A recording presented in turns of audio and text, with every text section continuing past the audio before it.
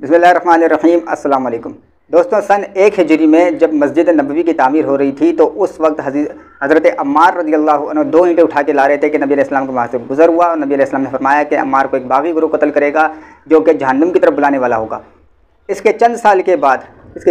बाद फिर नबी अलैहिस्सलाम ने एक ख्वाब देखा, वो बहरी बेड़े वाला, जिसके बारे में जन्नत में जाने की बशारत दी, और पहला बहरी बेड़ा हज़रत अमीर शाम रज़ियल्लाहु अन्हु ने बनाया था। फिर इसके चंद साल के बाद इमाम हसन रज़ियल्लाहु अन्हु के बारे में, जो कि अपने विसाल से पहले आपने जो एक हदीस बयान की, इमाम हसन रज़ियल्लाहु अन्हु जो है, यह हसन मेरा बेटा सरदार है और उसके ज़रिए से मुसलमानों के तो भारी गुरों में सुलह होगी। तो दोस्तों, हदीस अम्मार जो है वो सन 1 हिजरी में बयान हुई है और उसके चंद साल के बाद फिर वो बहरी बेड़े वाली हदीस आई है। फिर उसके चंद साल के बाद इमाम हसन रज़ियल्लाहु अन्हु वाली हदीस आई है। तो इसका मतलब ये हुआ कि वो सन 1 हिजरी में, अगर जिसकी तरफ इशारा किया है कि नबी अलैहिस्सलाम ने कि बागी गुरोह कत्ल करेगा, अगर अमीर शाम का गुरोह बागी होता तो फिर इसके चंद साल के बाद जो हदीस बहरी बेड़े वाली नबी अलैहिस्सलाम ने बयान फरमाई है, तो उसमें तो वाज़ेह फरमान देना चाहिए था कि बहरी बेड़े बनाने वाला जो है वो बागी गुरोह होगा। जबकि नबी अलैहिस्सलाम तो मुस्कुरा रहे हैं ख्वाब देखकर और फरमा रहे हैं कि जो बहरी बेड़ा पहला बनाएगा वो जन्नती है, और उनकी तारीफ़ें बयान कर रहे हैं नबी अलैहिस्सलाम। और उसके चंद साल के बाद इमाम हसन रज़ियल्लाहु अन्हु जो हैं वो उनके बारे में नबी अलैहिस्सलाम फरमा रहे हैं कि ये मेरा बेटा हसन सरदार है और उसके ज़रिए से मुसलमानों के तो भारी गुरों में सुलह होगी, अल्लाह ताला सुलह कराएगा। तो दोस्तों, पहली हदीस जो सन 1 हिजरी में बयान हुई है, इंजीनियर मिर्ज़ा उस हदीस का रोना रोए जा रहा है, लेकिन बाद वाली हदीसों का बयान नहीं कर रहा कि बाद वाली हदीसों में अगर अमीर शाम रज़ियल्लाहु अन्हु का जो गुरोह है वो जहन्नुमी गुरोह होता और वो जहन्नुम की तरफ बुलाने वाला होता, तो फिर पहली हदीस के बाद दूसरी हदीस आ रही है और चंद साल के बाद नबी अलैहिस्सलाम बहरी बेड़े वाली हदीस बयान कर रहे हैं और मुस्कुरा भी रहे हैं और उनको जन्नत में जाने की बशारत भी दे रहे हैं। तो इसका मतलब ये है कि अमीर शाम का जो गुरोह है वो जहन्नुमी नहीं है। फिर उसके सपोर्टिंग में हदीस है इमाम हसन रज़ियल्लाहु अन्हु की, कि इमाम हसन रज़ियल्लाहु अन्हु के बारे में फरमाया कि मेरा बेटा सरदार है और उसके ज़रिए से मुसलमानों के तो भारी गुरोह में सुलह होगी। पहले तो फरमाया बाकी गुरोह अम्मार को कत्ल करेगा, फिर फरमा रहे कि बहरी बेड़ा जो बनाएगा वो जन्नती है, फिर फरमा रहे कि इमाम हसन के ज़रिए मुसलमानों के तो भारी गुरोह, तो अमीर शाम का जो गुरोह है उनको तो मुसलमान कह दिया नबी अलैहिस्सलाम ने। बाद में कहा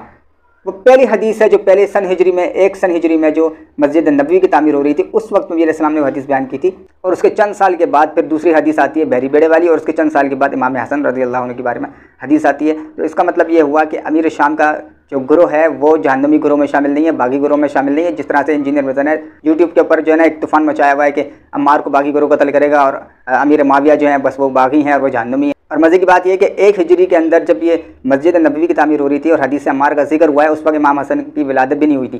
3 हिजरी में 15 रमज़ान 3 हिजरी को इमाम हसन की विलादत हुई है और उनकी विलादत के बाद फिर बहरी बेड़े वाली हदीस आती है। और फिर उनके जबकि इमाम हसन रज़ियल्लाहु अन्हु नबी अलैहिस्सलाम के विसाल के वक्त 7-8 साल के थे, तो नबी अलैहिस्सलाम ने अपने विसाल से चंद साल कबल फरमाया कि मेरा बेटा सरदार है और उसके ज़रिए से मुसलमानों के तो भारी गुरोह में सुलह होगी। तो नबी अलैहिस्सलाम जब विसाल से कबल फरमा रहे हैं कि अमीर शाम और मौला अली का जो गुरोह है वो मुसलमानों का गुरोह है, तो फिर किस तरह से तुम उनको जो है वो बाकी गुरोह और जहन्नुमी गुरोह कह सकते हो। तो दोस्तों, सोचें और समझें कि हदीस अम्मार जो है वो 1 हिजरी में बयान हुई है और उसके चंद साल के बाद बहरी बेड़े वाली हदीस आई है, और उसके चंद साल के बाद फिर इमाम हसन रज़ियल्लाहु अन्हु के बारे में वो सुलह हसन की जो हदीस है वो बयान हुई है। तो ये साफ़ हो गया कि पहली हदीस जिसमें नबी अलैहिस्सलाम ने जहन्नुमी और बागी गुरोह जिनको कहा है वो अमीर शाम का गुरोह नहीं है। अगर वो अमीर शाम का गुरोह होता तो फिर बाद में बहरी बेड़े वाली हदीस में नबी अलैहिस्सलाम अमीर शाम को जन्नत में जाने की बशारतें दे रहे हैं और उस जमात को जन्नत में जाने की बशारतें दे रहे हैं जो कि बहरी बेड़ा बनाएगा। और वो सबको पता है कि अमीर शाम ने सबसे पहला बहरी बेड़ा बनाया था। और फिर इसके बाद सुलह हसन वाली हदीस आती है जो कि नबी अलैहिस्सलाम ने फरमाया कि मेरा बेटा हसन सरदार है और उसके ज़रिए से मुसलमान के तो भारी गुरोह में सुलह होगी।